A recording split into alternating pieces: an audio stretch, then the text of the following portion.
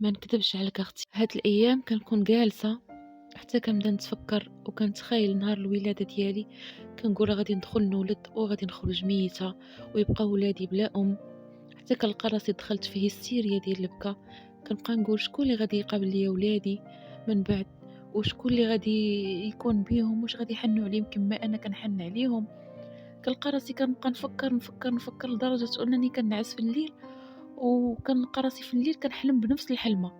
ما عرفتش اختي هادشي اللي واقع ليا هاد الايام، واش كاع الناس وكشحال كاع العيالات اللي كيكونوا حاملات في الشهور الاخرى كيوقع ليهم غا هكا، ولا انا بديت كندخل في دوامه ديال الاكتئاب.